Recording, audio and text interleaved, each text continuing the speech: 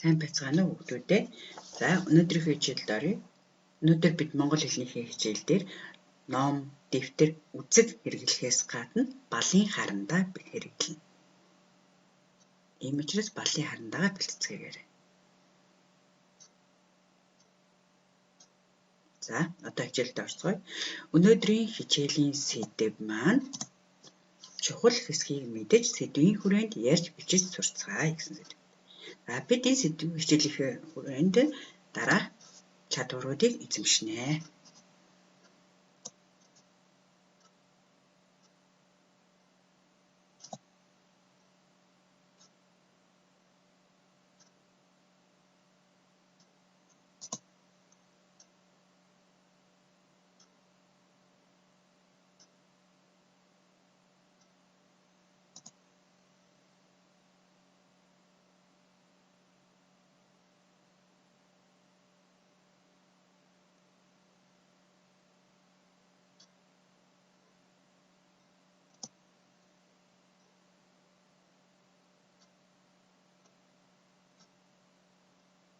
За эзэмших чадваруудыг уншиж танилцсан байгаа. За хичээлийн эхэнд одоо бүгдээрээ дараагийн үйл ажиллагаанд оръё. Үгийн утгыг мэдэж ойлгож уншиж сурья. За энэний тулд багш нь та бүхэнд зураг үзүүлээ. Энэ зураг дээр юуны тухай өгүүлж байна, хэний тухай өгүүлж байна, ямар үйл явдал болж байна вэ гэдгийг маш сайн ажиглаарай. За эхний зурагт хэнийг дүрсэлсэн байна вэ? Зөвхөн тариачин. Тариачин гэж хэнийг хэлэх вэ? За бодлоо хуваалцаарай бинтээгээ. Зөвхөн багшийнхаа тайлбартаа тулгаж хараарай. Тариалангийн ажил хийдэг хүнийг тариачин гэж хэлнэ. За дараагийн зураг. Зурагт ямар үйл явдал болж байна вэ? За энэ үйл явдалтай холбоотой грэс гэдэг үг. Энэ үгийн утга нь юу гэсэн үг вэ? Бодъё. Бусдтай бодлоо хуваалцъя. За багшийнхаа тайлбартаа тулгаж хараарай. Хүн нас барахынхаа өмнө захиж хэлсэн үгийг гэрээс үг гэж хэлдэг байна.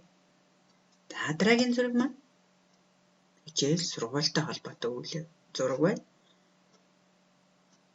За энэ зурагтай холбоотой маань шалгалт. Шалгалт гэдэг үгийг бид нар сайн мэднэ. Бид нар шалгалт өгдөг. Гэхдээ энэ үгийн утга нь яг үс утгатай вэ гэдгийг бодоод бинтээгээ бодлоо хуваалцаарай.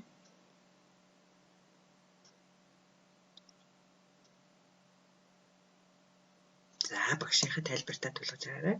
Үтсэн сурсных нь зөв буруу шалгаж мэдэх гэсэн үг байна. За дараагийн зураг. Зуртай үзэг байна. Үзэгний хажуу савтай юм юу вэ? За энэ зүйлийг бэх гэж хэлдэг байна.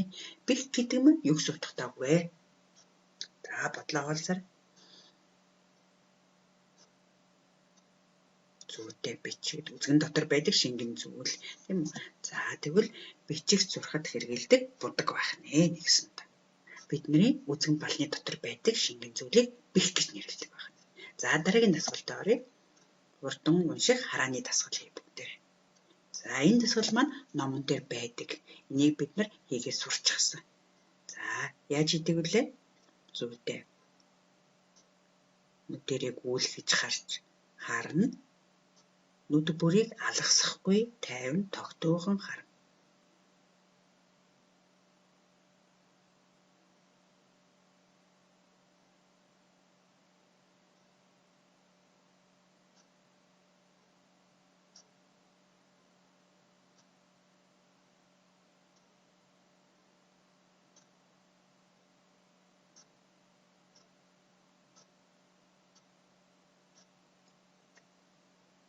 За унших дасгалаа хийцгээсэн бол одоо өнөөдрийнхөө эхийг уншицгаая.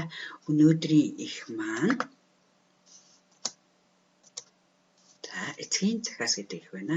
Энийг бидний номны 78 дугаар үгсэнд байгаа. За гаргаад бүгдээрээ саяны харааны уншлага хийсэн дасгалаа ашиглаад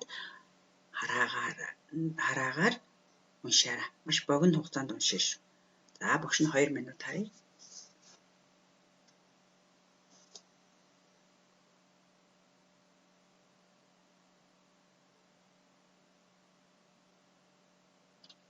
уншихдаа маш сайн ойлгож уншаарай.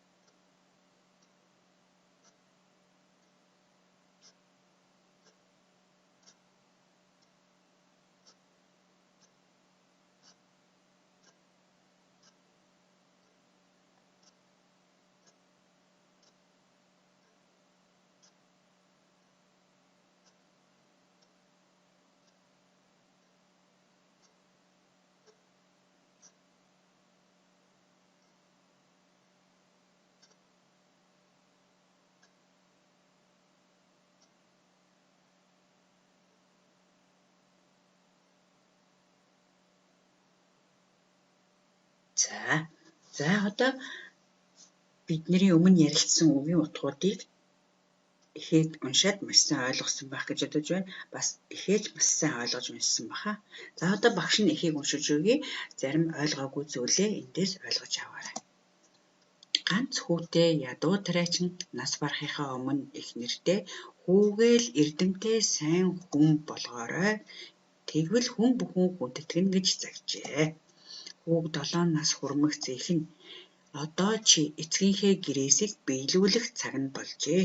Чамд эрдэм сурах 10 жилийн хугацаа өгье.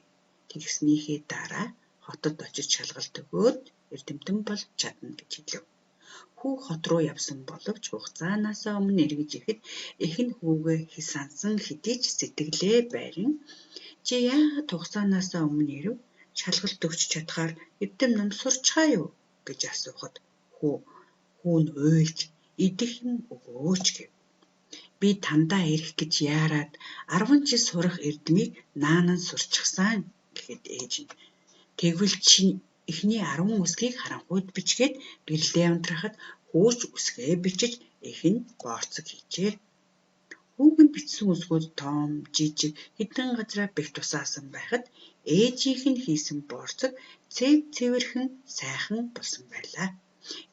Ээж нь хүүгээ гэртээ байлгахыг хичнээн их хүсэж байсан ч эрдмээ өөрийн болгоод сураад иргээд тэр шөнөдөө явуулжээ. За одоо ойлгоогүй эсгүүдээ маш сайн ойлгосон бахаа гэж бодож байна гэж. За дараагийн үйл ажиллагаа. За одоо бүгд уншсан сэдвийнхээ чухал хэсгийг нь олж мэдээ. За саяны ихээсээ аль хэсэг нь чухал вэ гэдгийг мэдээж авъя. За ангийн тулд эдгээр асуултуудын дагуу ярилцах зохиолтлын баатруудыг нэрлээрэй. Зохиолт хэн гарсан бэ? За зүйтэй. Зохиолт аав гарсан, ээж гарсан, хүү гарсан. Зохиолд ямар үйл явдал болсон бэ?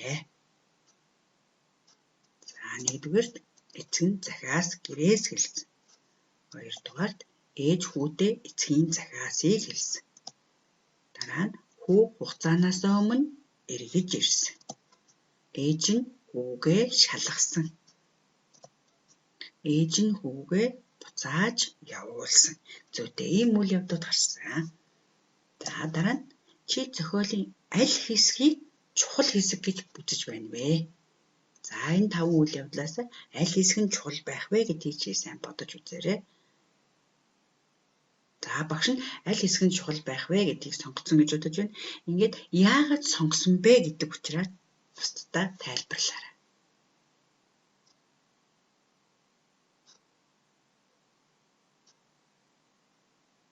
За багш нь та нарт санаа авах үүднээс бусад хүүхдүүдийн бичсэнийг авчирсан байгаа. За түүнийг уншиж үзүүлье. Эцгийн захиас чухал хэсгээ. Хэлсэн хэсэг чухлаа гэж бодсон хүүхэд ингэж хэлсэн байна.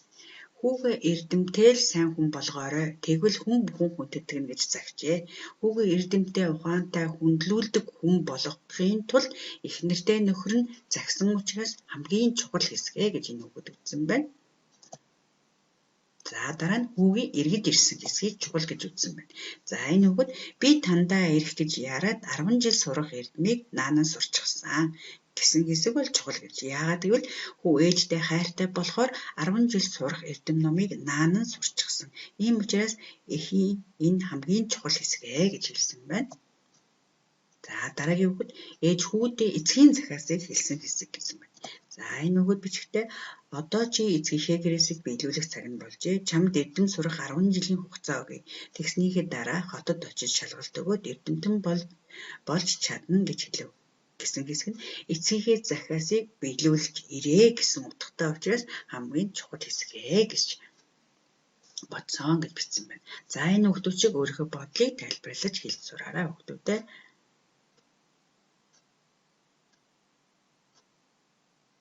За дараагийн үйл ажиллагаа.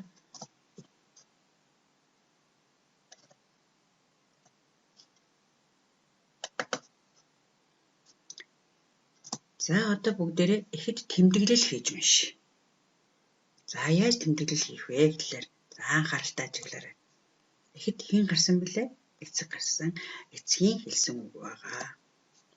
Эцгийн хэлсэн үгийг ингэж тэмдэглэх юм. За ээж гарсан.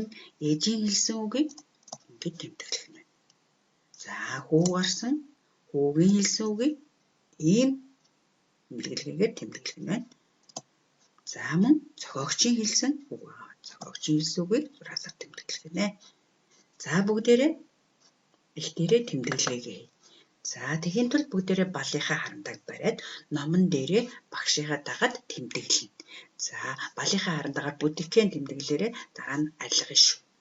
Дэвтэртээ бичиж авчгаад дараа нь арилгана.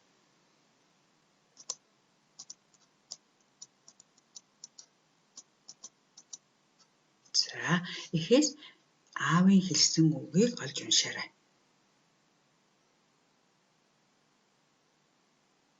Зүйтэй загсан хэсэг баг. Хүүгээл эрдэмтэй сайн хүн болгорой, тэгвэл хүн бүхэн хүндэтгэн гэж аав нь хэлжээ. За эхлэл төгсгөл хоёрт нь тэмдэглэж. Өөр аавын хэлсэн үг байгаа юу? За зүйтэй байхгүй. Одоо тэгвэл ээжийн хэлсэн үгийг олъё бүгдээрээ. Зүйтэй. Одоо чи эцгийнхээ гэрээсийг биелүүлэх цаг нь болжээ. Чамд эрдэм сурах 10 жилийн хугацаа өгье. Тэгснийхээ дараа хотод очиж шалгалт өгөөд эрдэмтэн болж чадна гэж ээж нь үдээ хэлсэн. Зүйтэй. Өшөө дахиад зүйтэй. Чи яагаад хугацаанаасаа өмнө ирэв?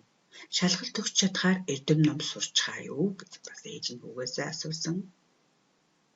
За өөр бас тэгвэл чи эхний 10 үсгийг харанхуйд бич гэж хэлсэн. Зүйтэй. Бас дахиад эрдмээ өөрийн болгоод сураад ир гэж хэлсэн. За эхийн хэлсэн, ээжийн хэлсэн үг дууслаа. Одоо хэний үгийг бичвэл тэмдэглэх вүлээ? Зүйтэй. Хүүгийн хэлсэн үгийг тэмдэглэе. За олоорой. Зүйтэй. Идэх юм өгөөч гэж хүү хэлсэн. За тэмдэглээгээрээ тэмдэглэрээ балынхаа харандаа. Бас би тандаа ирэх гэж яраад 10 жил сурах ном эрдмийг наананд сурчсан гэж хүү хэлсэн. Өөр байна уу? Зүйтэй байхгүй. За тэгвэл бусад үгнүүдийг хэн хэлсэн бэ? Зүйтэй. Энэ бол зохиолчийн хэлсэн үг байна. Зохиолчийн хэлсэн үгийг зураасаар тэмдэглэнэ. За бүгдээрээ эхнээс нь тэмдэглэе. Ганц хүүтэй ядуу тариачин нас барахынхаа өмнө их нэртэй зохиолчийн хэлсэн үг байна. Гэж загчээ гэдэг үг байна. За цааш нь багшаагаа дагаад тэмдэглээ. Хүүг 7 нас хүрмэх зэхнэ гэдэг үг байна. Гэж хэлэвгээд хүү хот руу явсан боловч хугацаанаасаа өмнө эргэж ирэхэд их нь хүүгээ сансан хэдий ч сэтгэлээ барин гэдэг үг байна. Гэж асуухад хүү нь уйлж гэв гэдэг үг байна.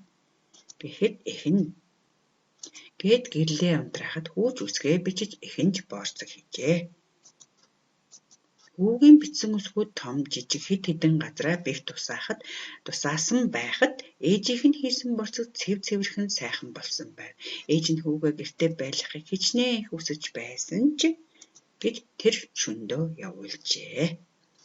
За ингээд ялгаа тэмдэглэх юм бол бид нар ихээ уншиж ойлгоход өшөө бүрэх хэлбэр болдог байх нэ. За тэмдэглэсэн хэсгүүдэд тулгаад дараарай.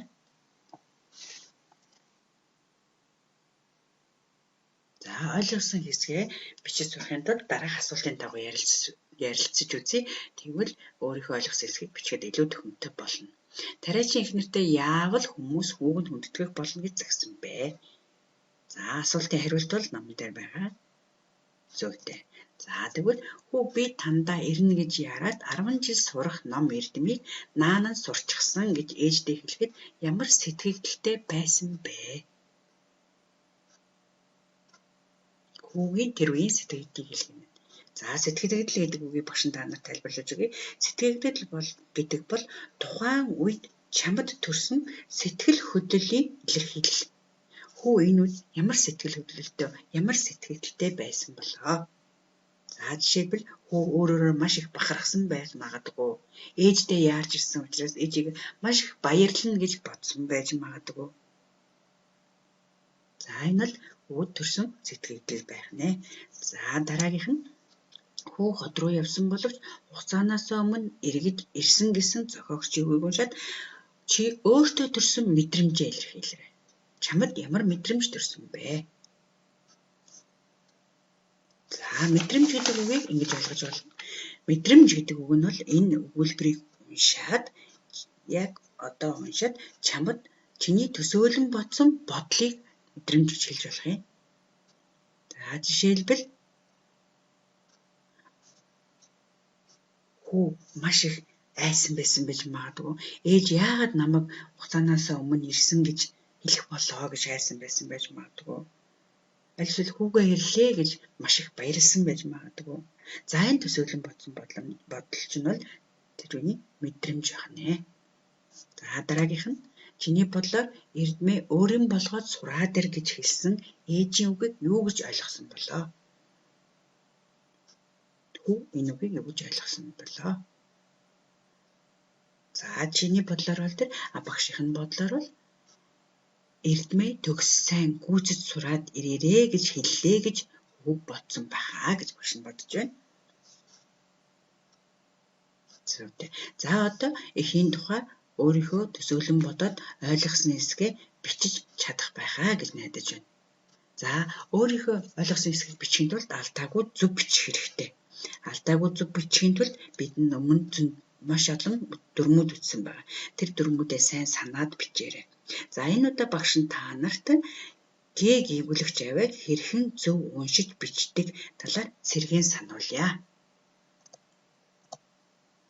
За зааврын дагуу асуулын ажиллаараа өгөгдсөн үгнүүдийг уншаад хэлэхэд ямар ялгаа байгааг ажиглаарай. Баг, баг, арга, тарга, тарга, уурга, бууг, алга. Зүйтэй. Бидний өмнө үтсэн хоолонгээ ба хэлнийгийг ялгах их шигтэй үгнүүд байна тийм үү? За бүдэг сул сонсогдож хэл оролцсон хэлж байвал хэлнийг явд. Чанга тод сонсогдож хоолоогоор хэлний бүр угаар хэлэгдэж байвал хоолойн гээ гэж хэлдэг. Зүйтэй. Хоолонгээ хэлнийгээс ямар ялгаатай билээ? Зүйтэй ардаа их шигтэй байдаг тийм үү? Үнийг хоолонгээ гэж хэлдэг.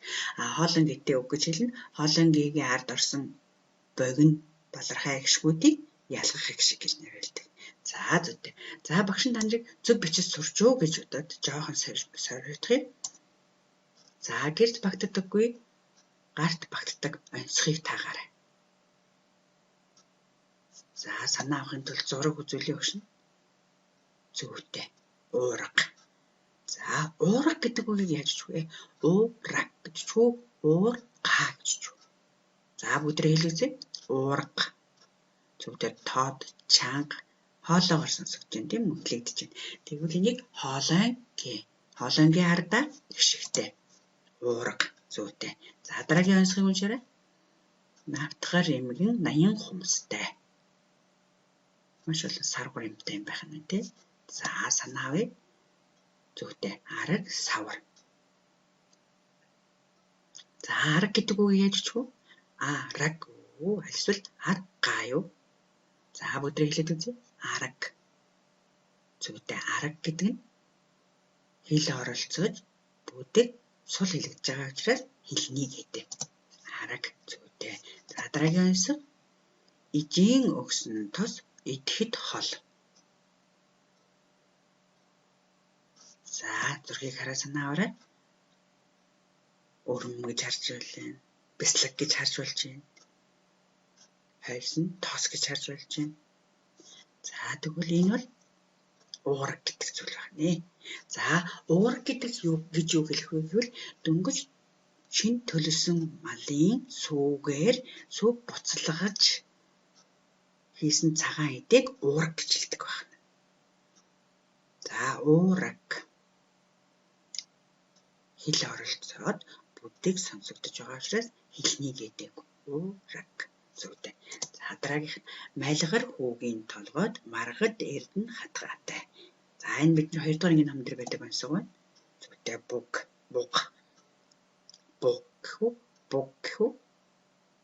За хэлж үзье. Буг. Зүйтэй. Тод чанга хэлний хойгоор хэлэгдэж байгаа учраас энэ холоон гэдэг үг. Бичээд буг гэж чихнэ. За ингээд хэлж сурсан учраас бичиж сурсан гэсэн үг. За одоо бүгдээрээ дараагийн дасгал руу оръё.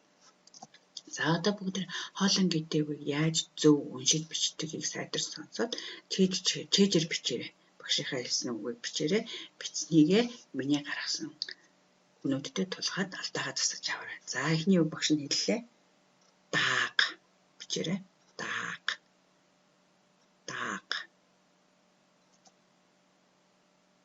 За тулгаад хараарай. Зүйтэй дараагийн үг чарга.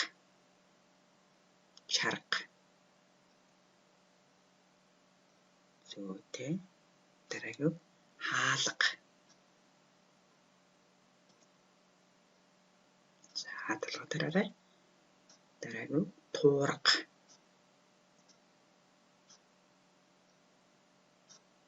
Дараагийн үг тулга.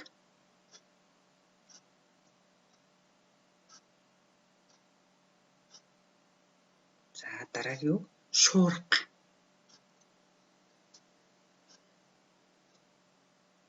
За алдаа байвал доор засаж аваарай. За дараагийн гарах үгнүүдийг багшийнхаа даагаар зөв уншаад дэвтэртээ хуулаад бичиж аваарай. Дуулга. Шанага. Аянга.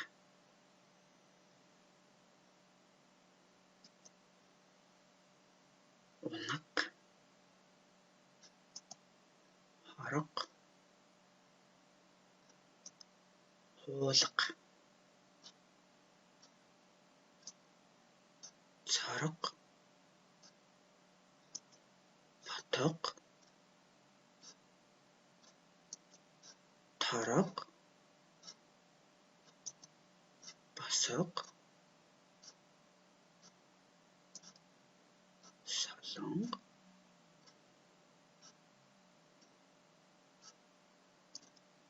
Тоосго. За энэ үгнүүдийг зөв бичиж авсан баха. За өнөөдөр хичээл дуустал багштай гэрийн даалгаврыг тэмдэглэж аваарай. За гэрийн даалгавар тэмдгүүд чухал хэсгийг сонгон бичснээр тайлбарлаж бичээрэй. Түрүүний хөөгтүүдийн бичсэнтэй адилхан өөрийнхөө сонгосон хэсгийг яагаад чухал вэ гэдгийг тайлбарлаж бичээрэй.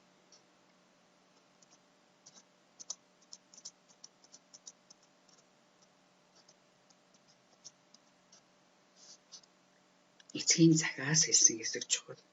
Ээждээ эцгийн захаасыг хэлсэн, ээж хүүдээ эцгийн захаасыг хэлсэн хэсэг чухал. Хүүх хугацаанаас өмнө ирсэн хэсэг чухал. Ээж нь хүүгээ шалгасан хэсэг чухал. Ээж нь хүүгээ буцааж явуулсан хэсэг чухал гэж хэлсэн байж болно. Тэгвэл энийхээ тайлбарыг бичээрэй. Дараагийн даалгавар ойлгосон хэсгээ бичих даалгаврын 4 асуултанд хариулж бичээрэй.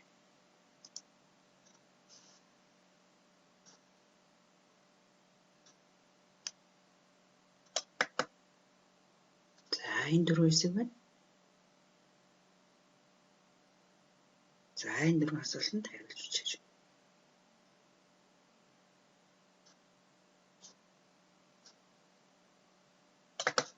За өнөөдрийн хичээл дуслаа. Хичээлдээ идэвхтэй сайн оролцсон хүүхдүүдтэй баярлалаа.